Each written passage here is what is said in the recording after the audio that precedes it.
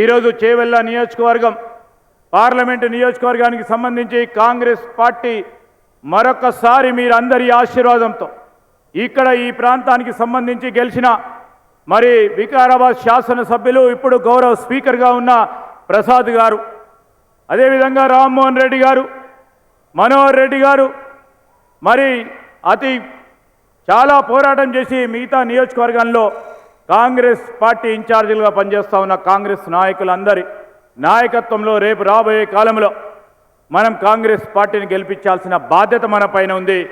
మీరందరూ చూశారు, టీఆర్ఎస్ నాయకత్వంపై విసిగి వేసారి ఈరోజు సీనియర్ నాయకులైన మరి జిల్లా పరిషత్ చైర్మన్ సునీత మహేందర్ రెడ్డి గారితో పాటు, కృష్ణారెడ్డి గారితో పాటు, మరి రంగారెడ్డి జిల్లా పరిషత్ చైర్మన్ గారితో పాటు అనేక మంది కాంగ్రెస్ పార్టీలో చేరినారు. ఈరోజు మనమందరం కూడా కలిసి కొట్టుకొని ముందుకు తీసుకెళ్లే ప్రయత్నం చేద్దాం.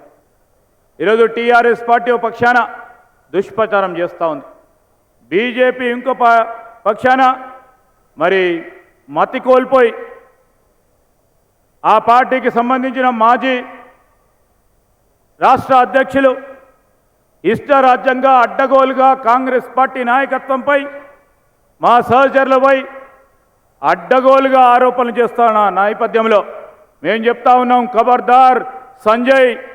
ఈరోజు మేము తలుచుకుంటే బీజేపీ ఈరోజు ఈ రాష్ట్రంలోనే వారికి అతి గతి లేకుండా చేసే కార్యాచరణ జరుగుతుంది. ఒక సంస్కారం లేకుండా సంస్కారహీనులుగా మొన్న హుస్నాబాద్లో 2-3 సందర్భాల్లో ఆ ప్రాంతానికి సంబంధించిన శాసనసభ్యుడు గౌరవ మంత్రి సోదరుడు పొన్నం ప్రభాకర్ గారిపై మాట్లాడిన తీరు చూస్తూ ఉంటే మేము బీజేపీ నాయకత్వాన్ని అడుగుతా ఉన్నాం, ఇదేనా మీ నాయకత్వం?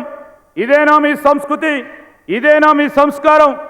ఆడవారని చూడకుండా ఇంట్లో ఉన్న ఆడవారిపై కూడా మాట్లాడటం అనేది గౌరవ పరంగా లేకుండా అడ్డగోలుగా ఇష్టారాజ్యంగా మహిళలపై, అక్క చెల్లె అమ్మలపై కూడా మాట్లాడటం అనేది సిగ్గుచేటు.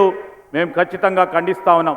ఒక ప్రకార కాంగ్రెస్ పార్టీ మహిళా సోదరమణుల గురించి, వారి సాధికారత గురించి మాట్లాడుతూ ఉంటే, వారి ఆత్మగౌరవం గురించి మాట్లాడుతూ ఉంటే, ఈ పథకాలన్నిటిని కూడా మేము మహిళల పరంగా ముందుకు పెట్టాలని ఆలోచన చేస్తూ ఉంటే ఈరోజు మన అక్కను చెల్లెను అమ్మను కించపరిచే విధంగా మాట్లాడే ప్రయత్నం చేస్తూ ఉన్న బీజేపీ పార్టీ వైఖరిని ఈ రాష్ట్ర ప్రజలందరూ కూడా గమనించాలని కోరుతా ఉన్నా. ఈ సందర్భంలో టీఆర్ఎస్ పార్టీకి సంబంధించిన నాయకత్వం హరీష్ రావు గారు ఒక పక్కన, అదేవిధంగా కేటీఆర్ గారు ఇంకో పక్కన, వారి నాయకుడేమో ప్రజల్లోకి రారు. మేము అడిగిన ప్రతి ప్రశ్నకి జవాబు ఉండదు. ఈరోజు ఆర్థిక వ్యవహారాలపైన జవాబు చెప్పాలి, శ్వేతపత్రాన్ని మేము అసెంబ్లీలో పెడితే దానికి జవాబు లేదు.